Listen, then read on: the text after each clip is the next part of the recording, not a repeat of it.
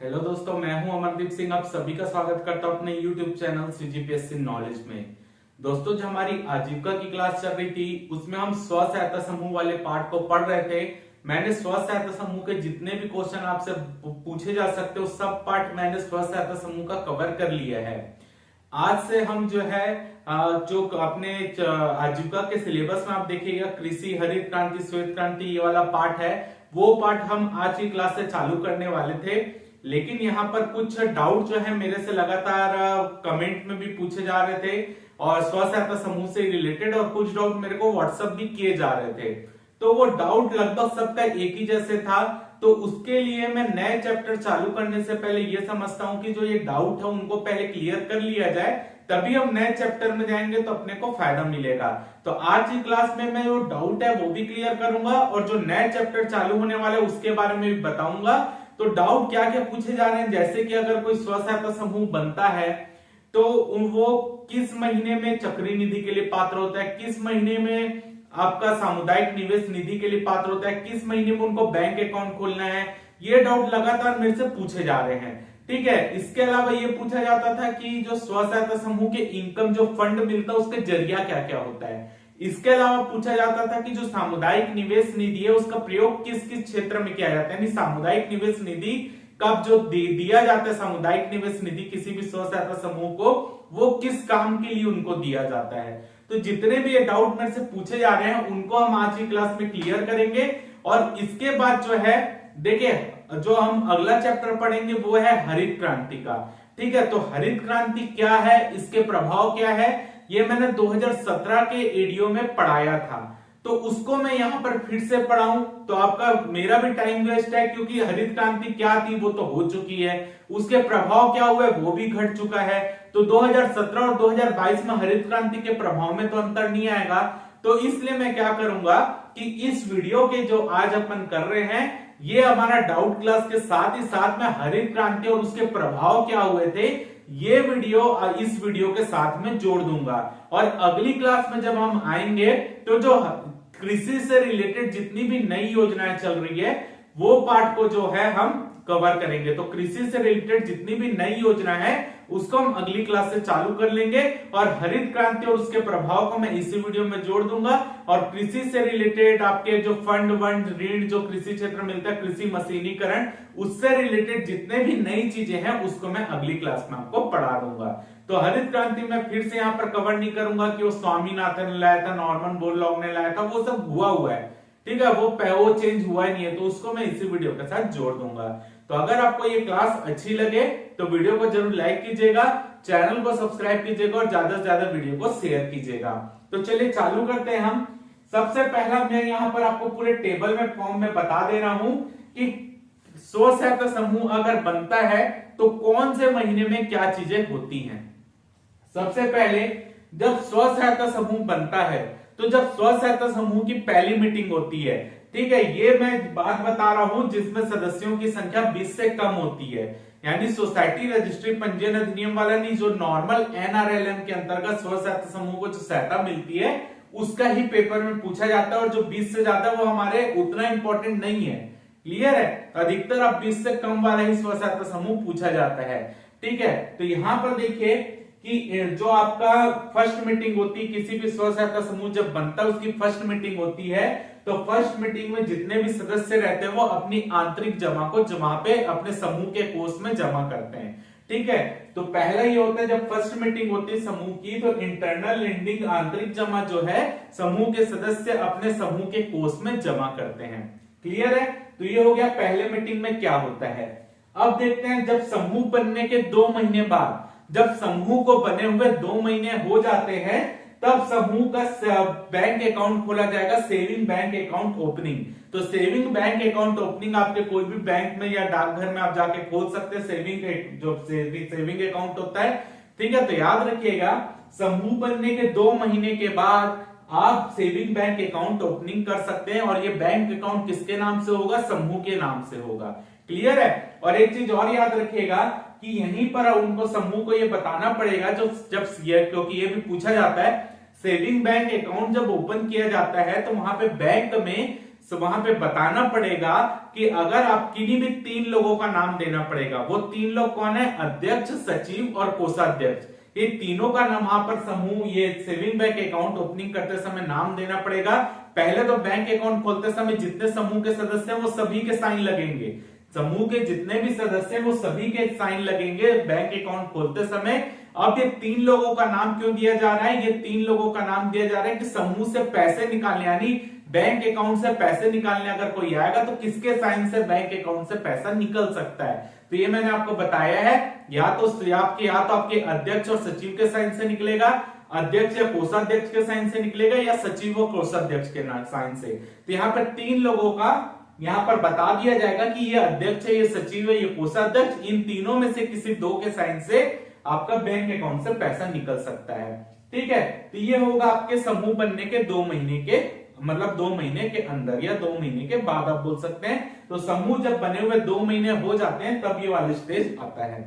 अगला देखते हैं, जब समूह बने हुए और समूह 3 महीने से 4 महीने तक अच्छा वर्क कर लेता है। जब समूह बन गया और वो 3 से 4 महीने तक प्रॉपर पंचसूत्र का भी पालन कर रहा है, सब प्रॉपर तरीके से कर रहा है, तो ऐसी स्थिति में तीसरे समूह के बनने के 3 से 4 महीने के अंदर, यानी जब समूह बने हुए 3 या 4 महीने हो जाते हैं तब समूह पात्र हो जाता है चक्री निधि का। यानी समूह को रिवॉल्विंग फंड कब मिलेगा? जब समूह बनकर और अच्छा काम करते हुए उसे 3 से 4 महीने हो गए हो तब उसको रिवॉल्विंग फंड मिलता है। अगला देखते हैं, सामुदायिक निवेश निधि कौन से महीने में मिलती है?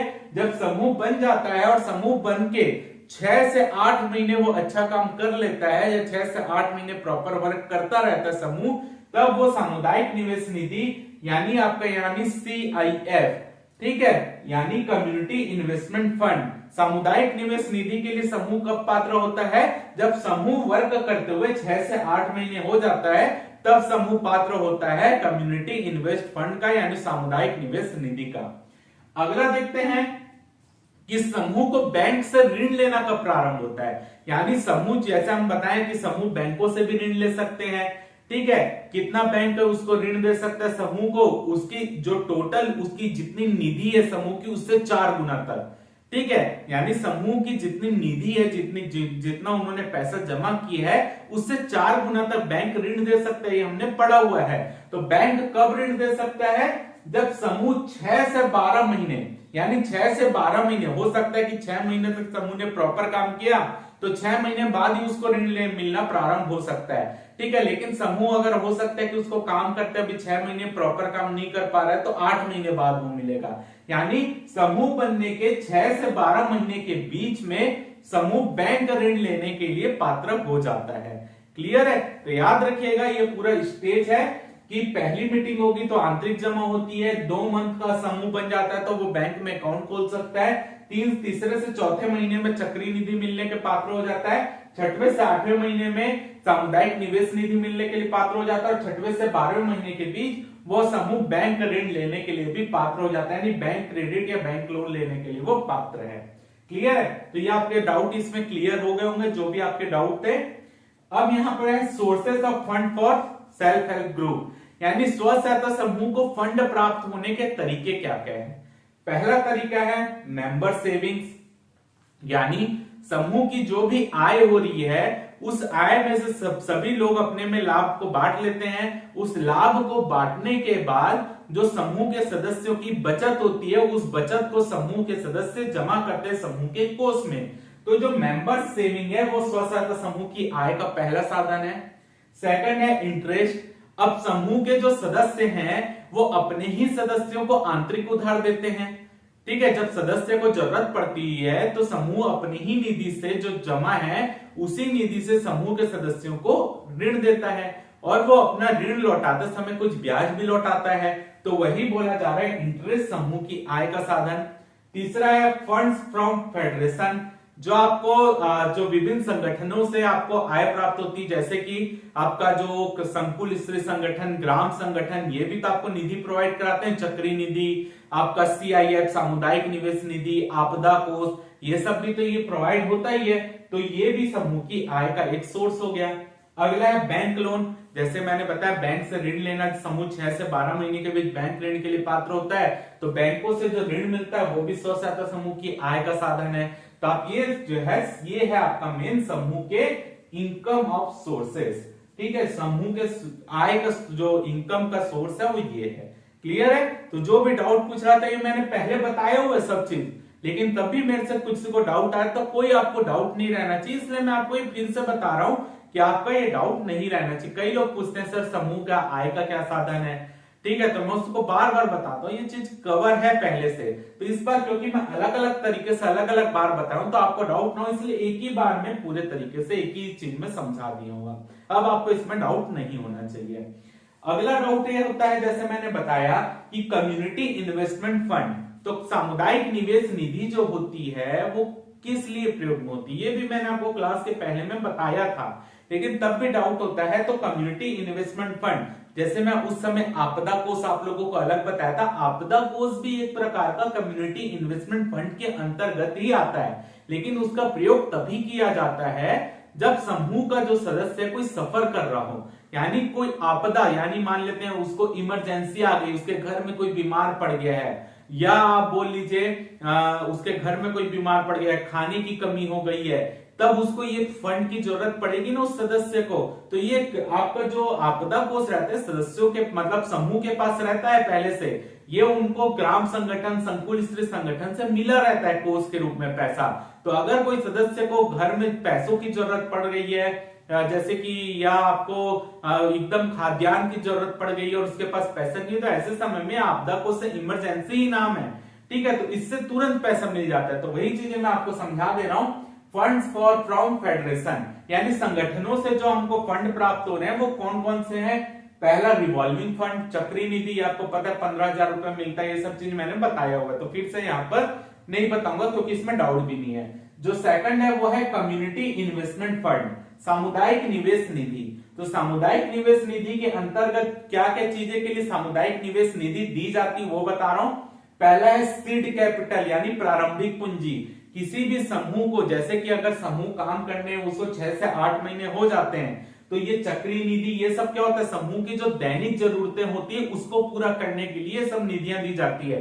लेकिन जब समूह को कोई बड़ा इन्वेस्ट करना रहता है किसी काम में, तो प्रारंभिक पूंजी के रूप में जो बड़ी राशि प्राप्त होती है वो सामुदायिक निवेश निधि होती है। तो सीड कैपिटल, यानी समूह जब बड़ा काम करना जा रहा हो तो उसको, या कोई अपने काम को बढ़ा रहा हो तो उसके लिए जो प्रारंभिक पूंजी लगेगी वो सामुदायिक निवेश निधि के रूप में ही समूह को मिलती है। अगला है वल्नरेबिलिटी रिडक्शन फंड, यानी आपदा कोष। जब कोई इमरजेंसी आती, खाद्य सुरक्षा हो जाती, किसी सदस्य को खाद्यान्न की कमी हो जाती है उनके परिवार में, या कोई बीमार पड़ जाता है उसके लिए इलाज की जरूरत है, तो ये सामुदायिक निवेश निधि के अलावा ही, मतलब उसी के अंतर्गत ही आता है कि हर समूह के पास अपना एक आपदा कोष बनवाया जाता है। और जो आपको जो संगठन बने, ग्राम संगठन, आपका संकुल स्त्री संगठन, वो इनके आपदा कोष में कुछ राशि पहले से ही जमा रखता है, ठीक है। तो ये जब समूह के सदस्यों को जरूरत पड़ेगी तो ये यहाँ से आपदा कोष से पैसा उनको दे देंगे। अब जो भी उनकी बीमारी है उसको ये जो पैसा मिल रहा है ये ऋण के रूप में मिल रहा है ना, इसको ये ऋण के रूप में मिलेगा। जब उनकी खाद्यान्न की पूर्ति हो जाएगी या उनका जो बीमार है वो ठीक हो जाएगा, उसके इलाज हो जाएगा, तो ये ब्याज की राशि यहाँ पर लौटाते रहेगा, वो समूह की जमा के रूप में जमा होता जाएगा, बचत जमा। अगला होता है लाइवलीहुड लेयरिंग फंड, ये इंपॉर्टेंट है, इसको याद रखिएगा, ये मैंने बताया नहीं है लेकिन आज बता रहा हूं तो इसको समझ लीजिएगा। लाइवलीहुड लेयरिंग फंड ये क्या होता है, देखिए जब स्व सहायता समूह काम करता रहता है, हिंदी में आजीविका, आप लाइवलीहुड यानी आजीविका से संबंधित फंड, जब समूह बना रहता है, काम करता रहता है, तो एक ही कंडीशन तो नहीं होगी कि समूह जो है हमेशा अच्छा ही काम करते रहे, उसको प्रॉफिट ही होता रहे, समूह को लॉस भी तो हो सकता है। आप ये एक नॉर्मल सी स्थिति सोचिए कि जो समूह काम कर रहा है वो हमेशा प्रॉफिट में, आप कोई बिजनेस भी चालू करते हैं आप हमेशा प्रॉफिट में ही थोड़ी जाते हैं, आप लॉस में भी तो जाते हैं। तो अगर समूह को लॉस हो गया तो ऐसी स्थिति में जो उनकी जो यहाँ पर मेंबर सेविंग कर रहे हैं वो सेविंग तो हो ही नहीं पाएगी, क्योंकि बचत तो तभी होगी ना जब समूह प्रॉफिट में रहेगा। अगर समूह का जो पैसा लगा है और उस महीने या उस साल समूह लॉस में चला जा रहा है, तब भी तो उसको पैसे की जरूरत होगी अपने समूह को वापस प्रॉफिट में लाने के लिए। मार्केट तो गिरता ही है भाई। तो वैसे ही ये लाइवलीहुड या लेयरिंग फंड जो रहता है, ये समूह जब लॉस में जाता है तो समूह की जो वित्तीय स्थिति है वो ना बिगड़े, इसके लिए सामुदायिक निवेश निधि के अंतर्गत एक और फंड का प्रावधान है, वो है livelihood layering fund. Livelihood fund भी बोलते हैं, लेयरिंग फंड भी बोलते हैं, यानी आजीविका के लिए। ठीक है, क्योंकि अगर समूह लॉस में चला गया तो सीधी बात है समूह जो है उनकी जो जमाएं हैं वो भी कम होने लगेंगी, तो समूह की वित्तीय स्थिति बिगड़ेगी। तो ऐसी स्थिति में समूह की वित्तीय स्थिति ना बिगड़े तो समूह की जरूरत के अनुसार उनको जो ग्राम संगठन बने हैं, संकुल स्तरीय संगठन बने हैं, वो उनकी वित्तीय स्थिति ना बिगड़े, इसके लिए लाइवलीहुड या लेयरिंग फंड उनको प्रोवाइड करते हैं। क्लियर है? ताकि उनकी वित्तीय स्थिति ना बिगड़े। जब समूह वापस प्रॉफिट में आएगा तो ये लौटा देगा, कोई दिक्कत नहीं है, ऋण के रूप में ही प्राप्त होगा, इसको लौटा देगा। ठीक है, अब जैसे आप देखते ही हैं कि अगर कोई बैंक भी अगर या कोई कंपनी भी जो है वो अगर डाउन में रहती है, प्रॉफिट नहीं हो पा रहा, तो गवर्नमेंट उसको जो भी उसको ऋण चुकाने में मदद करवाती है। ठीक है, वैसे ही अगर समूह अगर लॉस में हो गया है तो ऐसी स्थिति में समूह को वापस स्टैंड करने के लिए वहां पर उस समूह के लिए ये निधि प्रोवाइड कराया जाएगा। क्लियर है? तो जो भी उम्मीद करता हूं आपका जो भी डाउट था स्व सहायता समूह से रिलेटेड, वो यहाँ पर जो भी मेरे से पूछा गया उसको मैंने यहाँ पर क्लियर कर दिया है। ठीक है, तो अब जो है मैं इसी वीडियो के आगे जो मैंने 2017 में हरित क्रांति आप लोगों को पढ़ाया था, कई लोगों को ढूंढने में दिक्कत होता है वीडियो, इसलिए मैं इसी वीडियो के पीछे हरित क्रांति और उसके प्रभाव क्या हैं वो वीडियो ऐड कर दे रहा हूं, आप उसको देखिएगा। और हरित क्रांति वाला आप सोच लीजिए, कृषि वाला हम चैप्टर चालू कर दिए हैं। जब हम वापस क्लास में आएंगे अगली क्लास में, तो आपको मैं नई कृषि से रिलेटेड जितनी भी योजनाएं हैं उसको भी बता दूंगा, और जो भी पार्ट कृषि यांत्रिकीकरण मशीनीकरण से रिलेटेड है सब वाला पार्ट हम कवर कर लेंगे। क्लियर है? तो अब आप देखेंगे जो कृषि से रिलेटेड आपके जितने भी हरित क्रांति हुई थी उसके क्या प्रभाव होते हैं वो वाला वीडियो अब ऐड कर रहा हूं।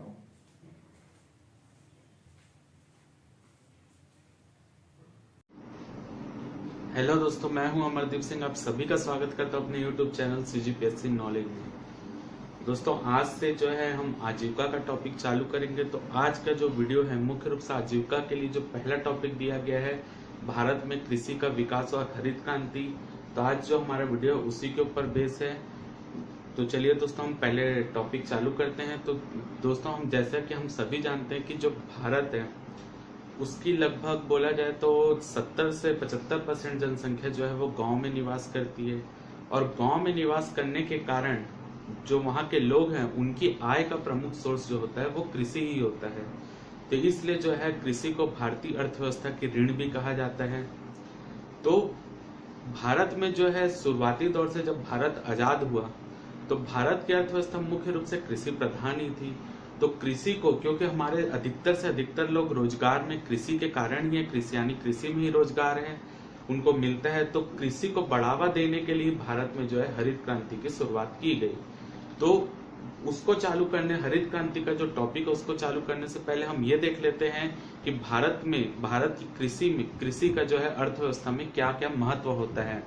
तो सबसे पहले हम देखते हैं कि भारत का मतलब जो कृषि अर्थव्यवस्था है, कृषि का हमारी जो देश की जीडीपी होती है उसमें क्या महत्व है। तो देखते हैं हमारा जो कृषि है वो हमारी जीडीपी का, जो हमारी कुल जीडीपी, यदि मैं बात करूं 1950-51 की, यानी जब भारत का पहली पंचवर्षीय योजना जो कि 51 समय चालू हुई थी, यदि मैं बात करूं उस समय, तो लगभग जो है भारत की जीडीपी का 49% जो भाग था वो हमको कृषि क्षेत्र से प्राप्त होता था, यानी प्राथमिक सेक्टर से प्राप्त होता था। जो धीरे धीरे 1960-61 का जब काल आया तो ये बढ़कर हो गया लगभग 52%। यानी जो ये क्षेत्र है उसका योगदान यहाँ पर लोगों को, जो हमारे भारत की अर्थव्यवस्था थी उसमें यहाँ पे योगदान जो है 52% लगभग कृषि क्षेत्र का हो गया। लेकिन ये धीरे धीरे जो है इस क्षेत्र का योगदान, हमारा कृषि क्षेत्र का योगदान घटते गया हमारी अर्थव्यवस्था में। तो यदि मैं आज की बात करूं लगभग 2016-17 की, तो ये परसेंट अब गिर कर आ गया है 17% के आसपास। यहाँ पर 17% के आसपास गिरने का तात्पर्य ये नहीं है कि भारत की जो मतलब जीडीपी में कृषि अर्थव्यवस्था का योगदान गिरता जा रहा है या हमारी कृषि अर्थव्यवस्था जो एकदम लचीले स्तर में या एकदम गिरे हुए स्तर में आ गई, ऐसी कोई बात नहीं है। क्योंकि यहाँ पर यह बोला जा सकता है जो हमारे और अदर सेक्टर है, उद्योग सेक्टर हो जाए या हम बोल लें कि जो सेवा सेक्टर है, उसका प्रतिशत जो है जीडीपी में इतना बढ़ गया, उसका विकास इतनी तीव्र गति से हुआ है कि इसका परसेंट जो है वो यहाँ पे कम दिख रहा है। लेकिन इसका योगदान कहीं ना कहीं यदि हम रुपयों में देखा जाए तो भारत में जो कृषि क्षेत्र से पैसा प्राप्त होता है वो लगातार बढ़ रहा है, कम नहीं हो रहा है। और यदि मैं बात करूं विकसित देश जैसे कनाडा हो गया या अमेरिका हो गया, ऐसे या चीन हो गया जो अत्यधिक खाद्यान्न उत्पादन कर रहा है, उनकी जीडीपी में यदि मैं कृषि क्षेत्र का योगदान हम देखें तो मुश्किल से वो 10% का योगदान है। तो ये भी माना जा सकता है कि क्योंकि हमारे कृषि क्षेत्र का योगदान यहाँ पर कम हो रहा है, तो इससे ये भी माना जा सकता है बाकी क्षेत्र का योगदान अधिक हो रहा है, इसलिए जो है कृषि क्षेत्र का योगदान कम दिख रहा है। अर्थात हम जो है जितना जीडीपी में कृषि क्षेत्र का योगदान कम होता है, वो अर्थव्यवस्था जो है उतनी ही तेजी गति से, तीव्र गति से विकसित मानी जाती है। ऐसा हम विकसित देशों में देख सकते हैं। ये पहला पॉइंट होगा कि हमारी अर्थव्यवस्था में कृषि का क्या महत्व है। दूसरी हम देखते हैं कि रोजगार का माध्यम, जैसा कि हम सभी को पता है हमारे जो क्षेत्र है कृषि क्षेत्र वो सबसे अधिक रोजगार देने वाला क्षेत्र है। यदि मैं ग्रामीण क्षेत्र की बात करूं तो सबसे ज्यादा लोग कृषि से संबंधित है, इसलिए ये हमारी अर्थव्यवस्था में बहुत एक महत्वपूर्ण स्थान रखती है कृषि। अगला हम देखते हैं उद्योगों के लिए कच्चे माल की आपूर्ति। जो कृषि क्षेत्र है वो जितने भी उद्योग होते हैं उनको कच्चे माल की आपूर्ति कृषि क्षेत्र से होती है, इसलिए एक और महत्वपूर्ण पॉइंट है। अगला हम देखते हैं विदेशी मुद्रा अर्जित करने का माध्यम। जो हमारे यहाँ कई ऐसी फसलें होती है जिसको कि हम बाहर देशों को निर्यात करते हैं, उससे जो है हमको विदेशी मुद्रा प्राप्त होती है। तो कहीं ना कहीं कृषि जो है हमारी अर्थव्यवस्था में एक महत्वपूर्ण योगदान रखता है।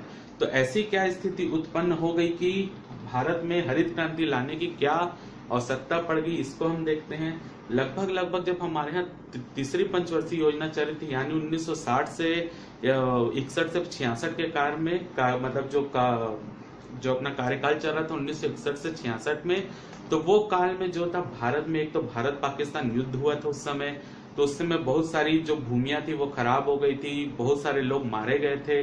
उसके अलावा उस समय जो है भारत में सूखे की स्थिति, अकाल की स्थिति उत्पन्न हो गई थी, तो जिससे अर्थव्यवस्था में जो था सूखे की स्थिति उत्पन्न होने का, क्योंकि हमारी जो कृषि है वो मौसमी कृषि है और मानसूनी कृषि है। अर्थात यहाँ मानसून पूरा कृषि पर आधारित है, मतलब जो कृषि हमारी मानसून पर ही आधारित है। तो इसलिए जो है यहाँ पर उस समय जो है लोगों की खाद्यान्न की आपूर्ति यहाँ, क्योंकि हमारे यहाँ की पॉपुलेशन इतनी ज्यादा है कि लोगों को खाद्यान्न की आपूर्ति ठीक ढंग से नहीं हो पा रही थी, तो भारत को क्या करना पड़ रहा था, बाहर देशों से अनाज को आयात करना पड़ रहा था, जिससे हमारे जो मतलब जितना भी धन आ रहा था वो पूरा जो है विदेशों में चला जा रहा था, जिससे हमारी अर्थव्यवस्था कमजोर होती जा रही थी। तो इसी बीच जो है 1963 में भारत ने यह निर्णय लिया कि हमको जो है विदेशों से हम कुछ अच्छे बीजों को मतलब खरीदते हैं और यहाँ पर लाकर उन बीजों को हमारी अपनी भूमियों के लायक बनाते हैं और लोग हमारे किसानों को बांट देते हैं। तो इसी चलते जो है 1963 में राष्ट्रीय बीज निगम का गठन किया गया।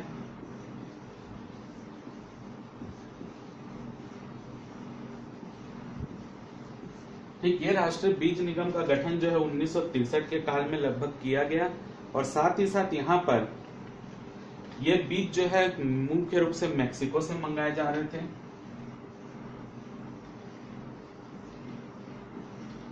ठीक है, तो 1963 में बीजों को बाहर से मंगाया गया, ठीक है, और उसको अपनी भूमियों के हिसाब से यानी हमारे क्षेत्र की भूमि के हिसाब से ढाला गया उन बीजों को। तो इन बीजों को ही कहा जाता है हाई यील्डिंग, जिसे HYV सीड कहा जाता है, हाई यील्डिंग वैरायटी सीड्स जिसे कहा जाता है। तो ये इसी समय चालू हुआ राष्ट्रीय बीज निगम जब बना। इसके साथ ही साथ 1966 में इन बीजों को लोगों तक पहुंचाने के लिए यानी किसानों तक पहुंचाने के लिए भारतीय बीज अधिनियम भी बनाया गया, ताकि जो ये बीज है ये सभी किसानों तक पहुंच सके।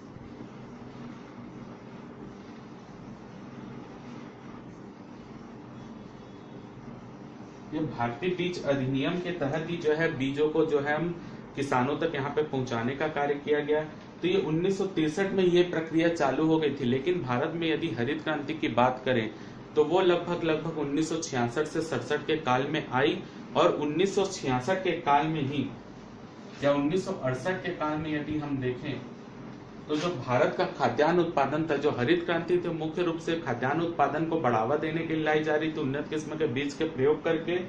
तो जो खाद्यान्न का उत्पादन था उस समय 1968 के पहले देखें तो 120 लाख टन लगभग था भारत का, ठीक है, 120 लाख टन। जो हमारा यहाँ पे मुख्य रूप से हम हरित क्रांति गेहूं उत्पादन को ज्यादा फेमस की थी, यानी गेहूं उत्पादन के लिए ज्यादा फेमस हरित क्रांति। तो उस 1968 के काल के पहले लगभग हम भारत में 120 लाख टन गेहूं का उत्पादन होता था। तो 1968 में जब हमने ये बीजों का प्रयोग किया, ये बीज लोगों तक पहुंचाया, किसानों तक पहुंचाया गया, तो अचानक से जो यहाँ पर 50 लाख टन की वृद्धि हुई, जो इन बीजों का प्रयोग करके 50 लाख टन की वृद्धि हुई। तो टोटल भारत में 170 लाख टन गेहूं का उत्पादन किया गया 1968 के काल में। तो जब यहाँ पर 170 लाख टन उत्पादन, मतलब सीधा 50 लाख टन उत्पादन बढ़ गया, तो यहाँ पर इसी प्रकार उत्पादन बढ़ने के कारण एक अमेरिकी वैज्ञानिक थे जिनका नाम था विलियम मार्ड।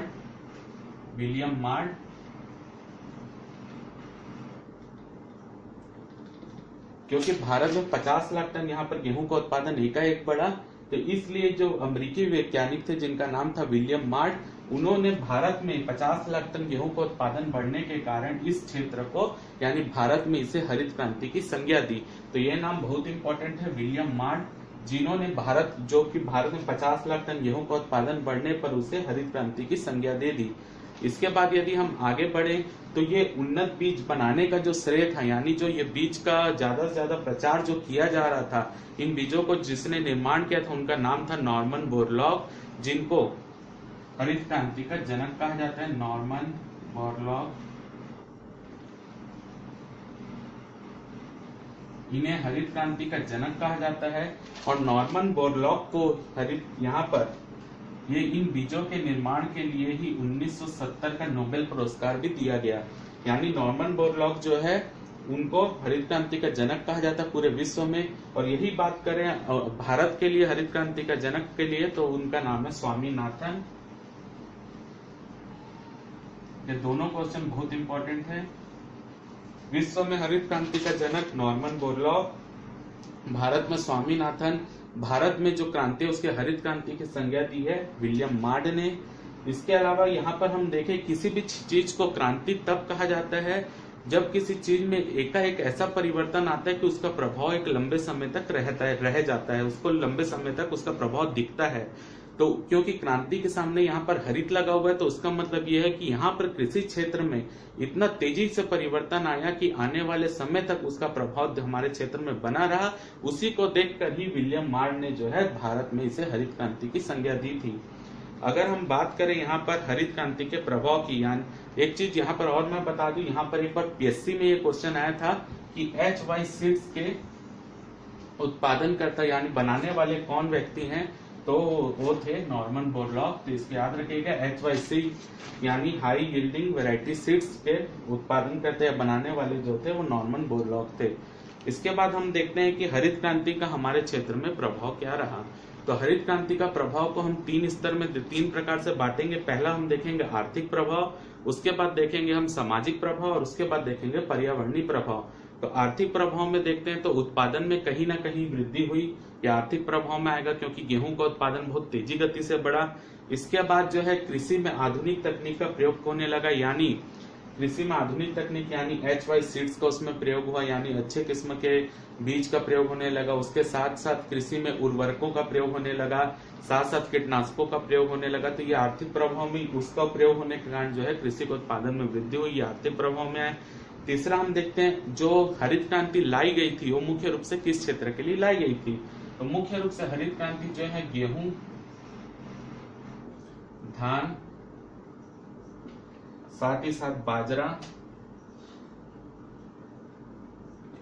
ज्वार और मक्का, ये बात बहुत इंपॉर्टेंट है। ये 5 चीज के लिए ही हरित क्रांति प्रारंभ वाली जो पहली हरित क्रांति थी वो इन्हीं चीज के लिए लाई गई, गेहूं, धान, बाजरा, ज्वार, मक्का। तो यदि हम देखें तो गेहूं में बहुत तीव्र गति से वृद्धि हुई, उनके उत्पादन में गेहूं तीव्र गति से धान के उत्पादन में भी ठीक ठाक वृद्धि हुई, लेकिन गेहूं की अपेक्षा कम हुई। लेकिन ये तीन के उत्पादन उतना ही बना रहा, इसमें कोई खास वृद्धि नहीं हुई। तो इसलिए हरित क्रांति जो मुख्य रूप से गेहूं के तीव्र उत्पादन के लिए ही जाना जाता है। इसके बाद देखते हैं हम सामाजिक प्रभाव क्या क्या पड़ा हरित क्रांति का। तो सबसे पहले हम देखते हैं सामाजिक प्रभाव में क्या हुआ। हमारे यहाँ जो मुख्य रूप से हमारी अधिकतर जो किसान भाई हैं वो लघु या सीमांत किस्म के किसान है। तो सीमांत किसको बोला जाता है, पहले मैं ये बता दूं कि सीमांत किसान किसको बोला जाता है, जिनके पास 2.5 एकड़ से कम भूमि होती है। जिनके पास 2.5 एकड़ से कम भूमि होती है उनको बोला जाता है सीमांत किसान। और जिनके पास 2.5 एकड़ से 5 एकड़ तक की भूमि होती है उनको बोला जाता है लघु किसान। ठीक है। और इससे जो 5 एकड़ से जिसके पास ज्यादा भूमि होती है उसे बड़े किसान कहा जाता है। तो सीमांत किसान, जैसे कि हमको पता है छत्तीसगढ़ की बात करें, हमारे लघु और सीमांत किसान मिलाकर 76% हमारे किसान, ये पेपर में आया क्वेश्चन है कि छत्तीसगढ़ में लघु एवं सीमांत किसानों की जनसंख्या कितनी, तो हमारे टोटल किसानों में से 76% किसान जो है लघु एवं सीमांत किस्म के हैं। तो ये याद रखें, सीमांत 2.5 एकड़ से कम और लघु किसान जो है 2.5 से 5 एकड़। तो जब हरित क्रांति आई हमारे क्षेत्र में, क्योंकि यहाँ पर उन्नत किस्म के बीज थे, तो उन्नत किस्म के बीज जो थे उनको खरीदना बहुत महंगा होता था, यानी वो बीज जो थे बहुत महंगे थे। तो जिनके पास यहाँ पर भूमि ही कम है वो वैसे किसान जो है उन बीजों को खरीद ही नहीं पाए। और जो बड़े किसान थे उन्होंने बीज खरीद के अपने उत्पादन में वृद्धि की, तो जिससे जो मतलब नीचे स्तर के किसान थे वो तो गरीब बने रही, और जो बड़े किसान थे वो अमीर के अमीर बढ़ते रहे, जिससे जो हमारे दोनों वर्ग एक मतलब 2 वर्ग उत्पन्न हो गया, एक लघु किसान का और एक बड़े किसान का। तो बड़े किसान ने बहुत फायदा उठाया, लेकिन जो कमजोर वर्ग के किसान तो यहाँ पर बहुत पिछड़ गए हरित क्रांति के कारण। तो ये जो है सामाजिक असमानता उत्पन्न हो गई यहाँ पर उनकी आय को लेकर। तो ये हम हरित क्रांति के सामाजिक प्रभाव में देख सकते हैं। आपको एक पेपर में ये जो 1 क्वेश्चन आता है उसमें ये पॉइंट आ सकता है कि इसमें जो है वर्ग भेद पैदा हो गया, तो ये जरूर इंपॉर्टेंट पॉइंट है। अगला हम देखते हैं कि क्या हरित क्रांति का पर्यावरणीय प्रभाव रहा। तो हरित क्रांति में जो था उर्वरकों का प्रयोग बहुत तीव्र गति से किया गया, जिससे उर्वरकों के प्रयोग से क्या हुआ, यहाँ पर पहले तो जो खाद्यान्न के उत्पादन में तीव्र गति से वृद्धि हुई, लेकिन क्या हुआ उसका ज्यादा प्रयोग करने के कारण जो हमारी जमीन थी वो बंजर होती गई, क्योंकि साथ साथ कीटनाशकों का भी प्रयोग कर रहे थे। तो जमीन में कुछ ऐसे कीट भी होते हैं जो फसलों के उत्पादन के लिए अच्छे होते हैं, तो वो कीट भी मर गए। और साथ ही साथ उर्वरकों का ज्यादा प्रयोग होने के कारण जो उर्वरक था वो हमारी जमीन से मतलब मिट्टी से होते हुए पानी तक पहुंचा, जिससे पर्यावरण भी प्रदूषण होने लगा, यानी जल प्रदूषण भी बढ़ा। तो इसका पर्यावरणीय प्रदूषण के प्रभाव में भी इसको देखा जा सकता है। तो ये पॉइंट भी आ सकता है कि पर्यावरण प्रदूषण बढ़ा हरित क्रांति के कारण, तो ये पॉइंट भी बिल्कुल सही है। तो यदि हम ये देखें ओवरऑल प्रभाव देखें तो कहीं ना कहीं हमारे उत्पादन में जरूर वृद्धि हुई, लेकिन साथ ही साथ हमारे जो पर्यावरण जो उससे प्रदूषित और सामाजिक असमानता की स्थिति भी हरित क्रांति के कारण उत्पन्न हुई। इसके बाद हम देखते हैं कि ये तो हो गए पहली हरित क्रांति के पूरे प्रभाव। उसके बाद हम देखते हैं द्वितीय हरित क्रांति हमारे क्षेत्र में कैसी आई। तो द्वितीय हरित क्रांति जो जिसको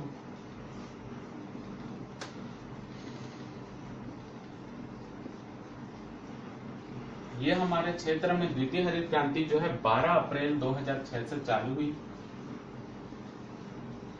ये इंपॉर्टेंट डेट है, 12 अप्रैल 2006 से द्वितीय हरित क्रांति चालू हुई। इसका प्रमुख उद्देश्य था जो भारत में उस समय खाद्यान्न उत्पादन हो रहा है वो अभी मतलब उस हिसाब से 210 मिलियन टन था, उसको बढ़ाकर 420 मिलियन टन तक करना है। यह द्वितीय हरित क्रांति का उद्देश्य है। द्वितीय हरित क्रांति को ही एवरग्रीन रेवोल्यूशन भी कहा जाता है। ठीक है, तो द्वितीय हरित क्रांति पूछा जाए या एवरग्रीन रेवोल्यूशन पूछा जाए तो बात एक ही है। अब जो हम देखते हैं कि इसमें द्वितीय हरित मतलब पहली हरित क्रांति में जो जो भूल हुई उसको किस प्रकार से द्वितीय हरित क्रांति में सुधारा गया उसको देखते हैं हम। सबसे पहले जो मिट्टी के स्वास्थ्य में सुधार लाया गया, यानी जो हम उर्वरक का ज्यादा प्रयोग करने के कारण हमारी मिट्टी जो है उपजाऊ नहीं रही, तो उसमें मिट्टी को उसके स्वास्थ्य परीक्षण करके मतलब जैसे जिस प्रकार की मिट्टी है उस प्रकार से उनको बीज उपलब्ध कराया जाएगा। तो इस प्रकार मृदा स्वास्थ्य कार्ड योजना इसी के ऊपर है। तो मिट्टी का जो स्वास्थ्य सुधार किया गया पहले द्वितीय हरित क्रांति का महत्वपूर्ण पॉइंट है। दूसरा बात लघु एवं सीमांत किसानों को ऋण एवं बीमा की सुविधा उपलब्ध कराई गई। यानी जो लघु एवं सीमांत किसान यहाँ पर पिछड़ गए थे पहली हरित क्रांति में, उनको यहाँ पर अधिक से अधिक मतलब जो ऋण उपलब्ध कराया गया ताकि वो उन बीजों को खरीद सके और उन बीजों को अपने खेतों में प्रयोग करके ज्यादा से ज्यादा उत्पादन कर अपनी वित्तीय स्थिति को सुधार सके, आर्थिक स्थिति को ठीक कर सके। इसके बाद जो है रेन वाटर हार्वेस्टिंग कार्यक्रम चलाया गया, यानी क्योंकि हमारी जो कृषि है वो मानसूनी कृषि है, तो यहाँ पर पानी की कमी होती है, तो पानी की कमी होने का रेन जो हमारी वर्षा जल है उसको एकत्र करने के लिए ताकि उसका प्रयोग सिंचाई में लाया जा सके, इसलिए रेन वाटर हार्वेस्टिंग का प्रोसेस भी यहाँ प्रोग्राम चलाए जा रहे हैं।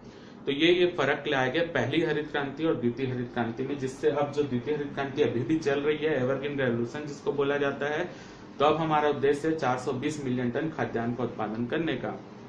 अब हम देखते हैं कि जो किसानों को द्वितीय हरित क्रांति के समय ऋण उपलब्ध कराए गए हैं वो जिसे कृषि वित्त कहा जाता है वो कितने टाइप के होते हैं, इसको हम देख लेते हैं। तो जो किसानों को यहाँ पर ऋण उपलब्ध कराए जा रहे हैं वो 3 टाइप के होते हैं। पहला होता है अल्पकालिक,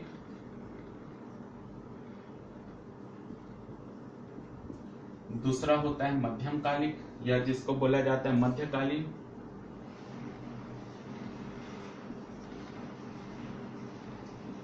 और तीसरा ऋण होता है जिसको बोला जाता है दीर्घकालीन। ये पेपर में पिछले बार आया नहीं है क्वेश्चन, लेकिन ये बहुत इंपॉर्टेंट क्वेश्चन बन सकता है। तो 3 प्रकार के कृषि वित्त या शाख होती है, अल्पकालीन, मध्यकालीन और दीर्घकालीन। तो अल्पकालिक ऋण उसको बोला जाता है जो कि 15 महीने से कम समय के लिए ली जाती है। ठीक, अल्पकालिक ऋण जो 15 महीने से कम के लिए होता है, मध्यकालीन जो 15 माह से 5 वर्ष के बीच के लिए होता है, और जो दीर्घकालीन होता है वो 5 वर्ष से ज्यादा के लिए होता है। ठीक, तो ये 3 प्रकार के ऋण होते हैं। तो जो अल्पकालिक ऋण होता है वो मुख्य रूप से क्यों लिया जाता है, ताकि बीज या उर्वरक को खरीद सके, यानी जो छोटे किसान है वो बीज और उर्वरकों को खरीद सके, उसके लिए वो अल्पकालीन ऋण लेते हैं। उसके बाद देखते हैं मध्यकालीन ऋण किसके लिए जाता है, जब किसानों को अपनी भूमि का सुधार करना रहता है, यानी भूमि में कुछ रख रखाव करना रहता है या उनको कृषि उपकरणों को खरीदना रहता है छोटे किस्म के, जैसे हल वल खरीदना है, तो ये मध्यकालीन ऋण लेंगे जो कि 15 माह से 5 वर्ष के बीच का होगा।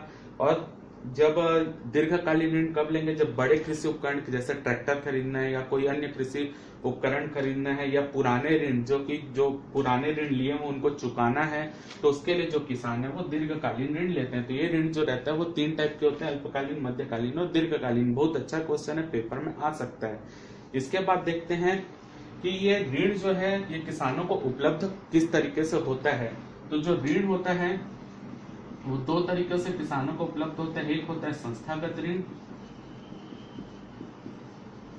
और एक होता है गैर संस्थागत ऋण।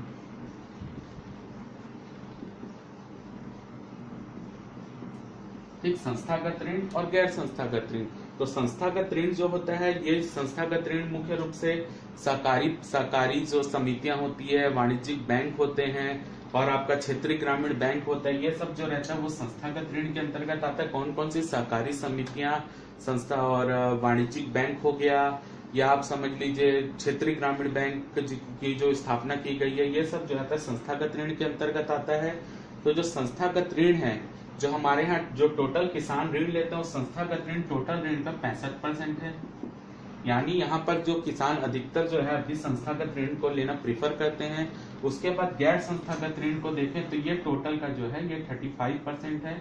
तो गैर संस्थागत ऋण क्या होता है, जो अमीर आदमी से ले लिया जाता है किसानों द्वारा या साहूकार से ले लिया जाता है, क्योंकि बहुत से किसान ऐसे होते हैं जो बैंक को ज्यादा प्रीफर नहीं करते, वो अपने क्षेत्र के आसपास के जो अमीर व्यक्ति रहते हैं या साहूकार से रहते हैं उनसे ऋण ले लेते हैं, जिनकी ब्याज दर बहुत ऊंची होती है। वो किसानों को ठगने का काम करते हैं, जिससे आगे चलकर ये बंधुआ मजदूर बन जाते हैं या उनको पूरा खरीद लिया जाता है, उनके घरों या भूमियों को वो पूरा जब्त कर लिया जाता है। तो वो गैर संस्थागत ऋण रहता है, जो कि अभी भी 35% लोग हमारे ले रहे हैं किसान। तो इसके बाद हम देखते हैं ये ऋण की स्थिति हो गई। इसके बाद जो हमारा नाबार्ड अबार्ड होता है उसको हम अच्छे से दूसरे वीडियो में करेंगे। इसके बाद हम देखते हैं कि जो उर्वरक प्रयोग में लाए जाते हैं, जैसे हरित क्रांति के दौरान उर्वरक प्रयोग में लाए जाते हैं, तो उर्वरक में मुख्य रूप से क्या क्या उर्वरक प्रयोग में लाए जाते हैं, कौन कौन से मिश्रण का प्रयोग किया जाता है, तो हम देखते हैं मिश्रण का नाम है उर्वरक के लिए जिसको बोला जाता है NP और K, यानी नाइट्रोजन, फास्फोरस और पोटेशियम यानी पोटास। तो NPK ये बहुत इंपॉर्टेंट है, पेपर में पूछा जाता है, कई पेपर में पूछा गया है कि NPK का फुल फॉर्म क्या है। नाइट्रोजन, फास्फोरस और पोटेशियम या पोटास बोला जाता है। तो NPK तो ये किस रेशियो में प्रयोग किया जाता है ये भी मैं बता देता हूँ। ये 4:2:1 में प्रयोग किया जाता है। यानी अगर हम उर्वरक का मिला रहे हैं तो 4 हिस्सा जो रहेगा वो नाइट्रोजन का रहेगा, 2 हिस्सा जो रहेगा फास्फोरस का रहेगा और 1 हिस्सा जो रहेगा पोटेशियम का रहेगा। तो ये बहुत इंपॉर्टेंट है उर्वरक के लिए। 4:2:1 भारत की भूमि के हिसाब से ये रेशियो उत्तम है। लेकिन क्या होता है कि हमारे यहाँ जो नाइट्रोजन का प्रमुख सोर्स रहता है ये यूरिया रहता है, जो कि काफी सस्ता मिलता है। तो हमारे यहाँ के किसान क्या करते हैं, इस यूरिया को इनका अनुपात कम करने के लिए जो है यूरिया को ज्यादा प्रयोग कर लेते हैं, क्योंकि जो ये पोटास होता है बहुत महंगा आता है। तो उन लोग यूरिया नाइट्रोजन का प्रयोग ज्यादा करते हैं, जो जिसका सोर्स होता है यूरिया, जिससे हमारी भूमि जो है बंजर बनती जा रही है। यही कारण है जो यूरिया का ज्यादा प्रयोग हो रहा है, इसलिए भूमि जो है बंजर बनते जा रही है। तो यदि हम उर्वरक के उत्पादन की बात करें तो भारत जो है उर्वरक उत्पादन में तीसरे रैंक में है। पहले नंबर पे है आपका चीन, दूसरे नंबर पे है अमेरिका और तीसरे नंबर पे है भारत। तो भारत का उर्वरक उत्पादन में थर्ड रैंक है चीन और अमेरिका के बाद। और भारत उर्वरक के उपयोग करने में यानी उपभोग करने में दूसरे नंबर में है। ये उत्पादन में थर्ड है और उपभोग करने में भारत जो है वो सेकंड नंबर में है।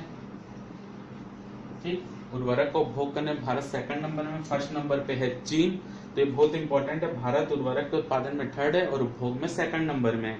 यदि मैं बात करूं जो नाइट्रोजन है और यहाँ पे जो हमारा फास्फोरस है, ये तो भारत स्वयं उत्पादन कर लेता है, लेकिन भारत में जो है यहाँ पर पोटेशियम का उत्पादन भारत में नहीं होता, पोटास का उत्पादन भारत में नहीं है। तो भारत जो है इसको बाहर देशों से आयात करता है यहाँ पर पोटास को, जिससे हमारे बहुत से जो हमारा धन है वो बाहर देशों में चला जाता है। और साथ ही साथ जब पोटास को यहाँ पर मंगाया जाता है बाहर देश से, तो इन किसानों को देने के पहले जो है गवर्नमेंट इसमें सब्सिडी भी देती है, जिससे हमारा जो अर्थव्यवस्था है वो हिलते मतलब कमजोर होता जा रहा है सब्सिडी ज्यादा होने के कारण, और ये बहुत महंगा होता है। इसलिए जो है इनको ये जो मुख्य रूप से जो है ये पोटास का भारत क्योंकि उत्पादन नहीं, इसलिए भारत को आयात करना पड़ता है। यदि मैं बात करूं यहाँ पर भारत में जो किसानों के लिए बहुत सी योजनाएं चलाई जा रही जो पेपर में पूछी भी जा रही है, उसमें से कुछ योजना 4 से 5 योजना मैं आज बता रहा हूं। तो वो मुख्य रूप से पहली योजना है किसान कॉल सेंटर, जो कि 21 जनवरी 2004 को चालू हुई है। किसान कॉल सेंटर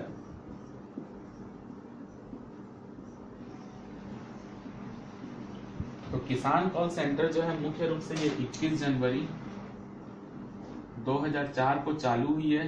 ठीक है, तो ये अटल बिहारी वाजपेयी उस समय मुख्य प्रधानमंत्री थे देश के, तब ये किसान कॉल सेंटर योजना चालू की गई।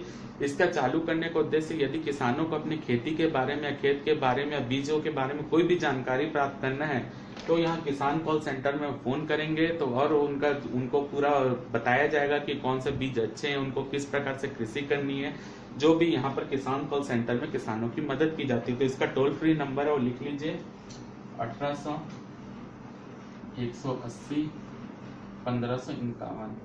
ये किसान कॉल सेंटर यही टोल फ्री नंबर है। अगला हम देखते हैं प्रमुख है डीडी किसान चैनल, जो अभी पिछले 2 साल पहले ही यहाँ पर लॉन्च किया गया था, डीडी किसान चैनल। ठीक है, ये 2015 में लॉन्च किया गया। इस चैनल में मुख्य रूप से जो है आपको किस मौसम की जानकारी, खेती कैसे है, कौन सी नई फसल है, कौन सा बीज अच्छा है, ये सब जानकारी डीडी किसान चैनल के माध्यम से भी उपलब्ध कराई जा रही है। इसके बाद एक इम्पोर्टेंट योजना है जिसे बोला जाता है किसान क्रेडिट कार्ड योजना।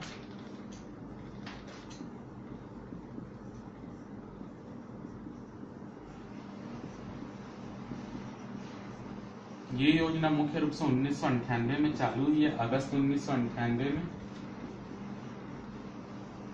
देखिए, ये योजना चालू करने पिछले बार रेडियो के पेपर में पूछी गई योजना है। ये योजना चालू करने का प्रमुख उद्देश्य क्या है, किसान का पहले क्या है जो भूमि है यानी उनका खेत कितना बड़ा उसका पहले से मेजरमेंट कर लिया जाएगा कि उनके खेत कितने बड़े हैं, कौन सी उनकी भूमि कैसी है, कितनी उपजाऊ है, उस हिसाब से उनके खेत का मेजर करके, क्योंकि ये योजना मुख्य रूप से जो है आरबीआई प्लस नाबार्ड ने ये योजना तैयार की है। तो इन किसानों का खेत का मेजर करके उनके एक क्रेडिट कार्ड प्रदान किया जाएगा और उनके क्रेडिट कार्ड में उतनी ही राशि डाली जाएगी जितना उनका खेत का मेजरमेंट किया गया, उस हिसाब से राशि उसके क्रेडिट कार्ड में डाली जाएगी। तो ये किसान जो है बार बार बैंक जाने का चक्कर नहीं रहेगा, ये उस क्रेडिट कार्ड के माध्यम से अपने पैसे निकाल लेगा जितना खेत के हिसाब से डाला गया है, और जब उनकी खेती अच्छी हो जाएगी तो उसके बाद उनको वो जाके वहां पे लौटा देगा बैंक में जाकर। तो इस प्रकार यही योजना है किसान क्रेडिट कार्ड योजना, जो कि अगस्त 1998 में चालू की गई। बहुत इंपॉर्टेंट योजना है ये, ऋण उपलब्ध कराता है ये, ठीक है। इसके बाद देखते हैं अगली योजना है मृदा स्वास्थ्य कार्ड योजना।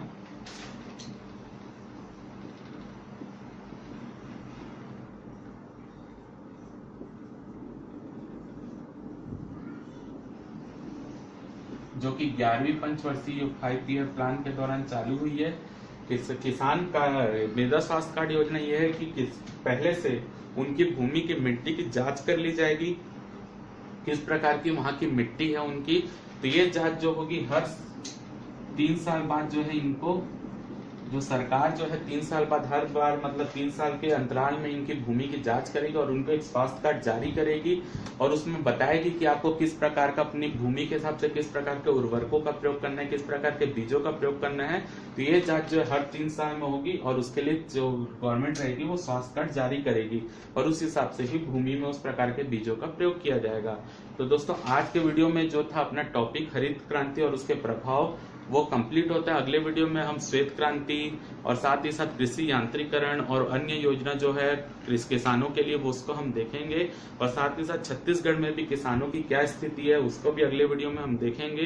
तो ये आजीविका का मेरा पहला वीडियो था। उम्मीद करता हूँ आपको आज का वीडियो अच्छा लगा होगा तो जरूर लाइक कीजिए, वीडियो को कमेंट कीजिए, ज्यादा से ज्यादा लोगों तक शेयर करने की कोशिश कीजिए। आज के लिए दोस्तों सिर्फ इतना ही। जय भारत, जय छत्तीसगढ़।